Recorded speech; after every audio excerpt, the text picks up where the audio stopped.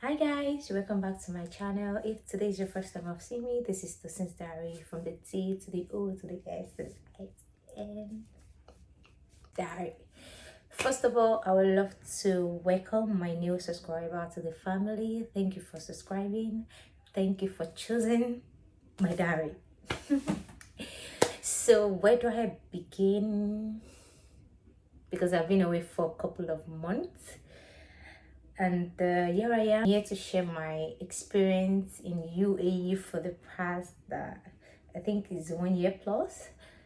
I want to share my depression time, my frustration time,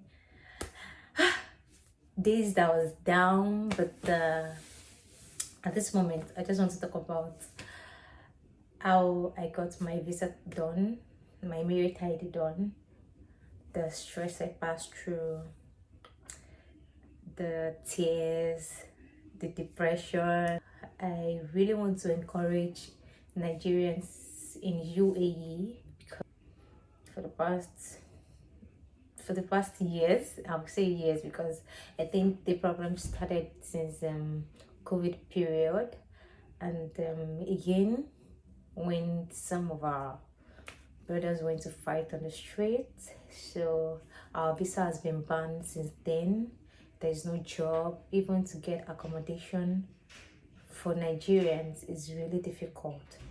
So I just want to encourage you guys. You guys are really strong. You know, we are strong, and I believe that things will change very soon. I pray, because it has not been easy for any of us. It has not been easy. So I just pray that things change for our good, and at the end of the day, please don't give up. Be you, be you. It's not all of us that are bad. 30% is 30% of us that are spoiling Nigerians that are here, that they are using their wound to affect us. So I believe that God will show up for us. If you are here and you're seeing this, wherever you are, God will show way for us. God will come through for us. So I just hope that this video gets to the UAE authority and our president, our government. They should please, we are begging. This is really too much on us. This is difficult. They should please lift the ban on our visa. So people are here, they are really genuine, they really want to work. Like, it's not everybody that are bad. Yeah, I believe some Nigerians have spoiled our name, but it's not everybody. Some people are really want to work, and some people are here, they want to make their own visa by themselves and work, but because of the issue that is going on, they are not able to do that. So I just hope that this video gets to the UAE authority and our president, our government. They should please, we are begging. This is really too much on us. This is difficult.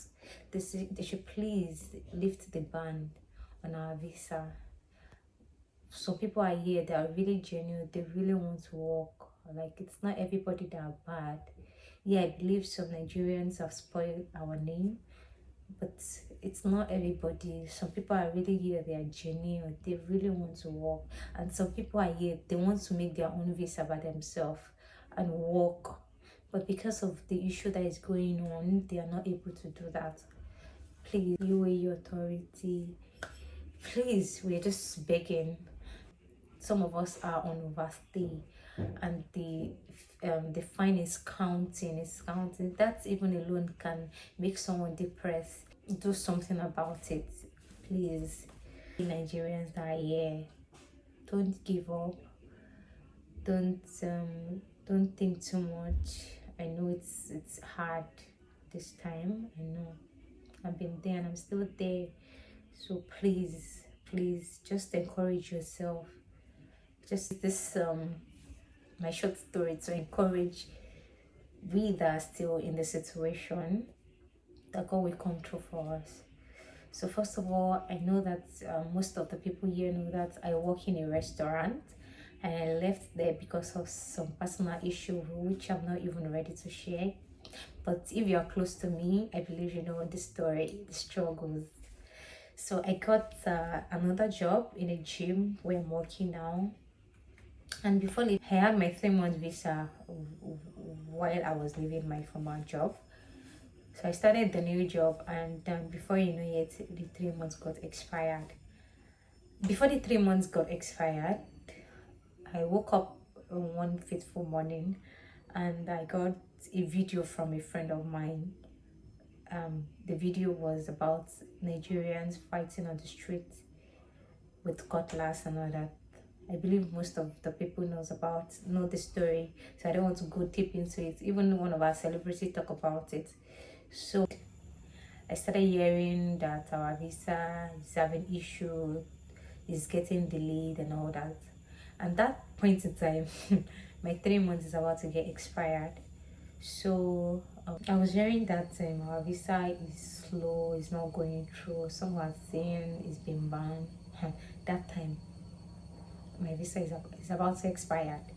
So immediately I got to work, I told my boss that my visa will expire in a couple of weeks. So he said they're going to make a new one. So I was happy that they are going to make a new one, like a renewal. So weeks before the visa expired, a few days before my visa expired, I went to meet my boss again that my visa will expire in a couple of days, and he said I should not worry, that it's just renewal, that is not going to take time. Yeah, I know it's not going to take time, but I know why I'm pushing it. I know the story behind it, so I was really pushing it that I should do something about it really quick. So the following day, my boss came up like, see, visa is expensive. I'm like, I don't know. I don't know about it though. So now said, instead of doing a renewal for me, he's going to start my Emirate ID. That time I was like, oh my god, I am going to have Emirate ID. So I was really happy, but he started the processing and it was really difficult. That was when they banned our visa. So I did not even pay attention to the story that they banned our visa and all that. But when they started the processing, my boss told me that it's really difficult to get it done. So in my mind, I was like, I told him that some Nigerians went to fight on the streets with cutlass. Maybe that's the reason why. So I was hoping that they are going to, it's just a couple of months, that it's not going to like take forever. I didn't know that. He started the processing, and I remember that time he said my visa got rejected 2 times. That time I was like, I was down. I was not happy. I was sad. So that time my first day started counting, because if you don't have visa in the UAE, if your visa expires and you do not do it on time, you'll be on overstay. And on overstay, you're going to pay some fine. The first day will be like on 200 dirhams. The following day will be like 100 dirhams. My visa got rejected, and my overstay started counting. And my boss really tried. Thank you, boss. I appreciate you for your effort. Because when they had that, the ban has been lifted. So my boss went to Abu Dhabi to do some things, and he called me and was like, my fine is this is a surprise, that when he wants to pay it, when he gets to the office, we're going to discuss about it. So I was like, no problem. That time I was crying in my mind that, oh my god, where am I going to see this money from? That night around 2 a.m, my boss called me and said I have to leave the country that night, that if I don't leave, I'm going to have another overstay and my fine will start counting again. Me and my boss were on the phone for like 2 hours. I have to leave, blah blah blah. I remember that time I don't have any money with me, so I had to call my sister's husband. Thank you guys. Thank you so much for coming through for me. I really appreciate. Thank you, Wura. Thank you, Tokwe. I love you guys. Don't worry. I got you. I got you. Thank you. So I called them and I explained the issue. Because that time I was really crying. I was not crying, I was weeping. I was like, I'm the one that is facing this thing and no one is there for me. It's like hug me to tell me it's going to be okay. I was just calling them on the phone and it was on the phone we were talking. So before I know it, he booked the ticket for me to go to leave the country to go to Oman. So I started heading to the airport. In the car, I was not myself again. Like the money I did not plan for, what I did not plan for. It's just like everything was just, it's like everything is turning upside down for me. But when I got to the airport, I was on the queue. Sorry guys, just ignore the noise on the background.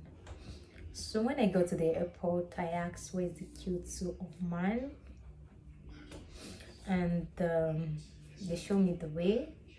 So on my turn, I was in the queue for so long. So when it got to my turn, I presented my ticket to them, and they asked me, what am I going there for? I told them I'm going there because I want to do change of my status. And she said, sorry, I can't go because I don't have visa. And like, there's no need for this. That time when I heard I can't, I was shaking. I'm like, why? I just want to like, they should. I didn't even know that particular time. I don't know what I was saying anymore. Like I was just speaking in nonsense. So I left the queue and before leaving the queue, I asked why. And he said, because I want to do change of status. It has been cancelled a long time ago, blah, blah, blah. So I went to the counter, to the customer care to ask questions. They're just telling me a lot of things that my mind was not even there again. So I called my boss and like, this is the situation, this is what they are saying. And my boss was like, "Ah, but I have to leave the country that night." So I was just asking questions, what can I do? Like, I need to leave the country now. What can I do? They said they can't do anything about it. The noise is distracting me. I had no choice. That process, I was calling my boss, I was calling my sisters to inform them what is happening. So that night I went back home and my boss started calling me again. You have to leave because your file will start counting again, blah blah blah blah. That night I could not sleep. I was just restless. So before leaving the airport, I like, okay, since I'm not going to Oman again, refund my ticket money. They said it's not refundable. I'm like, eh?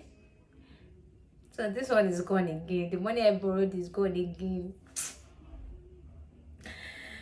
I don't know what to do at that time, but trust me, it's like the world is going against me. Like, I just want to go somewhere to scream out loud. But I put myself together and was going back home. And when I got home, I could not stop crying. I went to the balcony to start crying. Where am I going to start from? Define again, blah blah blah. Started praying to God that.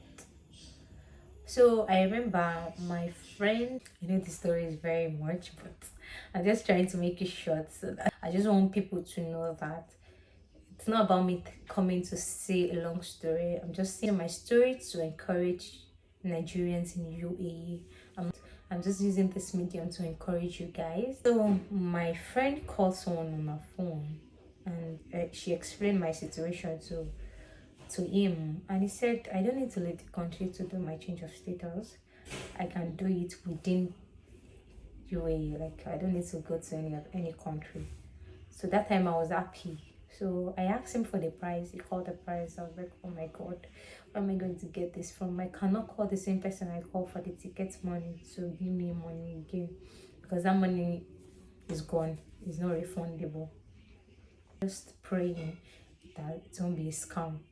But before giving the person money, I asked, please, because you're Nigerian, I don't trust Not that I don't trust you, but this is money we are talking about, and some Nigerians have spoiled a lot of Nigerians here. So the guy was like, "Don't worry, you understand my view of points. You understand where I'm heading to, but it's not a scam. It's not going to scam me. If it's not possible, you will tell me it's not possible." So I paid him half of the money, and we started the process more. Every minute I was calling him.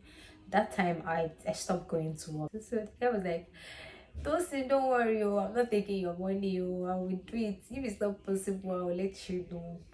And like, you don't understand. Today is just like a flash, but at the same time, it was looking as if it's a long journey. The following day, he called me and said it's ready. So he sent me some things that I should show my boss first, and he said I should send it to the person.